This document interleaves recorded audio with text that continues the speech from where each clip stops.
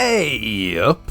Right, we've all been there. You see a bike in a showroom, the lighting's perfect, the marketing says that it's the ultimate riding machine, and you think, yeah, this is the one.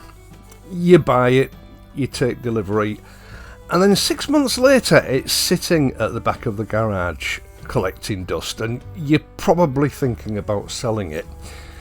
Well, I've been reading through your comments, or should I say I've had AI analyse all of your comments, a total of, well, just under 250,000 comments. And you're not alone. In fact, you only have to look through the motorcycle classifieds to see that there are quite literally hundreds of motorcycles of various different makes and models with very low mileage on them, probably less than a year old, up for sale. Now, analytics on this channel, through your comments, these are your opinions, your experiences, not just mine, has identified 5 common mistakes that most motorcyclists make at some time during their riding careers.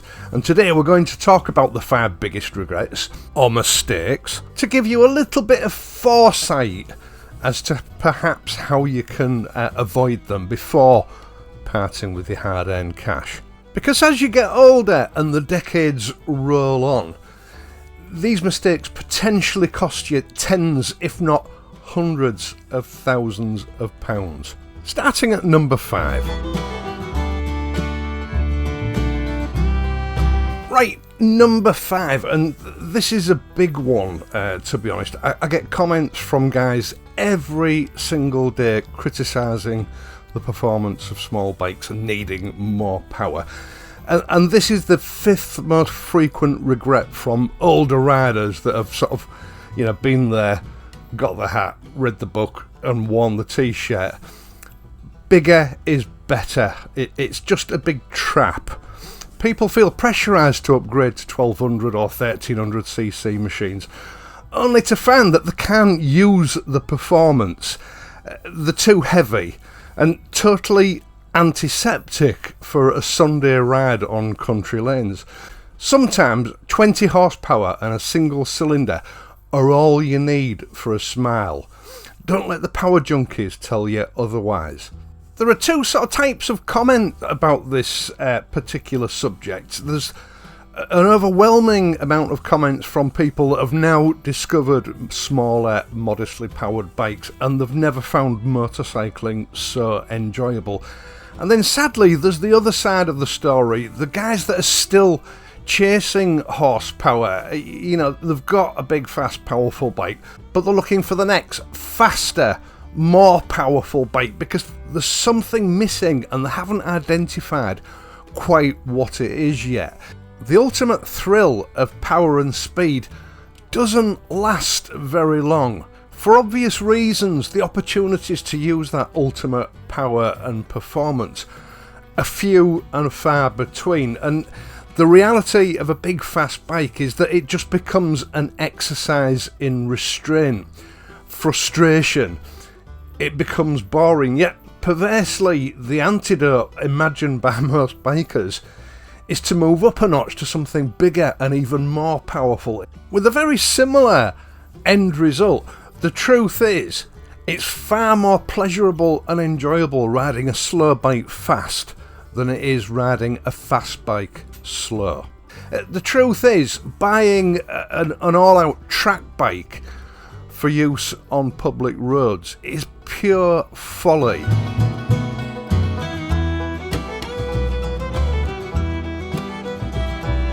Now, number 4, the cheap, false economy. I mean, I've talked about Chinese bikes before and counterfeit or copy Chinese motorcycle accessories. The regret here isn't just about the ride, it's about the money-burning cycle, buying a bike for a bargain price or an accessory for a bargain price to find there are no spares for the bike, or a warranty claim takes 6 months before you're back on the road with it again. Or you buy counterfeit parts from a bogus company because their price is just irresistible, only to find that the holes are drilled in the wrong place when it arrives and it doesn't fit.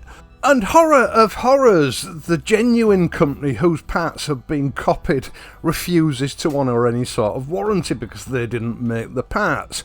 You may think that you've done well paying pennies in the pound for a new motorcycle or, you know, the hottest, latest custom part or accessory for your bike, but more often than not, it ends up being a bit of a nightmare. And then when you try to move that Chinese bike on because it's just becoming too much of a liability, you either find it's worthless or no dealership wants to touch it. When it comes to motorcycles and motorcycle accessories, the old saying, buy cheap, buy twice, is very much a reality. It's a heartbreaking experience, as one viewer put it in his comment. One man's loss is another man's gain, but you don't want to be the one taking the massive knock on value. Like everything else in life, if it seems too good to be true, it probably is.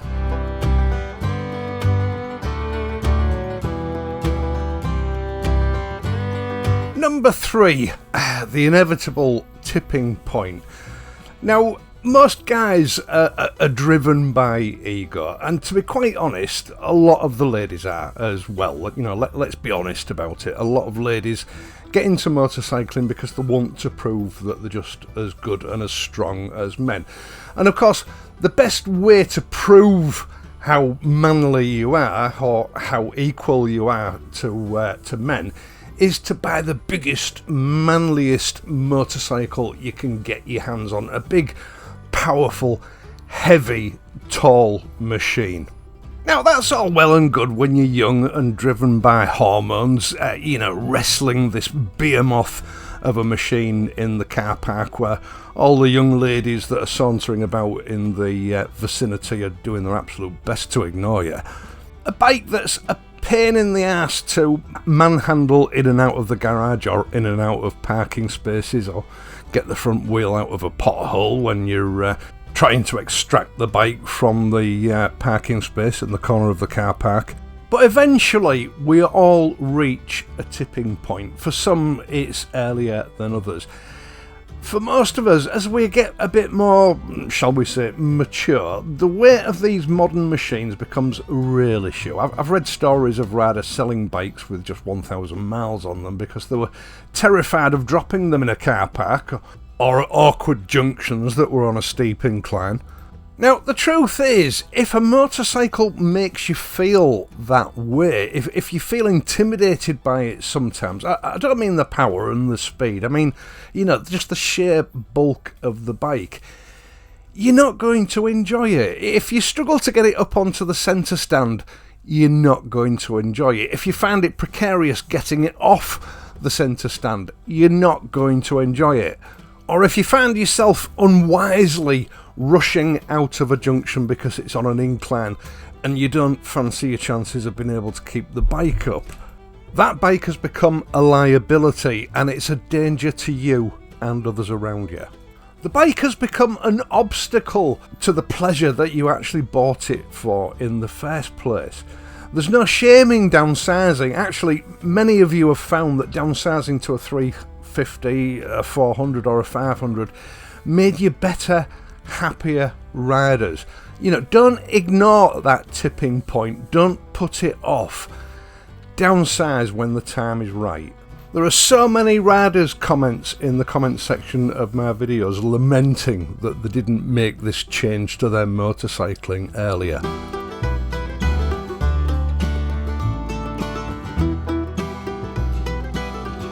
Right, regret number 2. The test ride that you didn't take. This is a big one as well. Buying a bike based on YouTube reviews or aesthetics alone. One of you recently mentioned that buying a bike on a whim only to realise that it was torture to ride after 20 minutes. This happens all the time, and it's one of the biggest reasons for bikes being sold prematurely and this perceived glut of low mileage bikes on the market. Not to mention the amount of money that you waste by buying a brand new bike and then having to part exchange it for something else 3, 4, 5 or 6 months later. We shop with our eyes, but we ride with our bodies. If the ergonomics don't fit your height or your inseam, that bike is never going to be right. Never ever skip a proper long test ride. Now, I know that that can be something that's easier said than done. A lot of motorcycle dealerships either don't have demo bikes, or you know, they have one but you can only take it out for half an hour. Shop around, find somebody that has a demo and is willing to let you have the bike for a reasonable length of time, because you know, you've got a 50% chance of just chucking your money away if you don't get to ride that bike properly. It's something I've done. I think it's something that, you know, reading the comments, most riders have done over the years.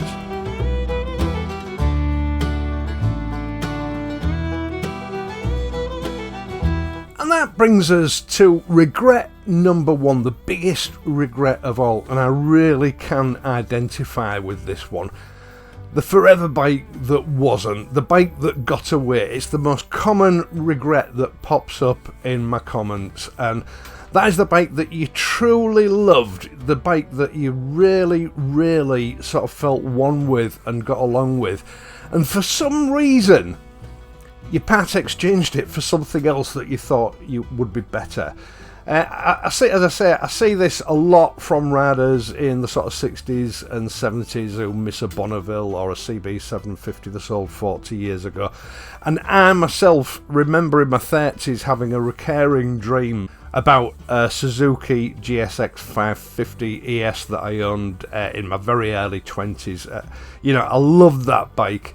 Unfortunately, it was stolen. Now, it was recovered, but the clocks were missing.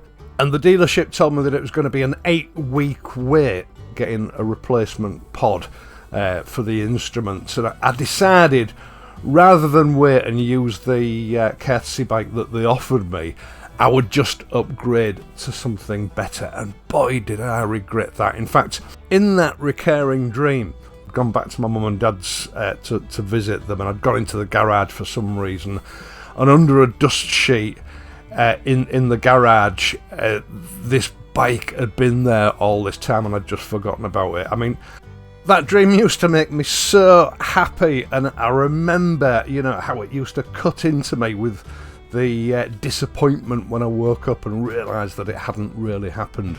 As I've already discussed, people, you know, just keep chopping and changing bikes because they think they want more power and more tech, but when they do that, they found that with each new sort of upgrade, they're losing their soul, you know, and they'll always think back to a bike that they had when they were younger that, you know, actually gelled with them more. My advice: if a bike has got under your skin, keep it. Don't let the glossy brochures convince you that new equals better, because more often than not, it really doesn't.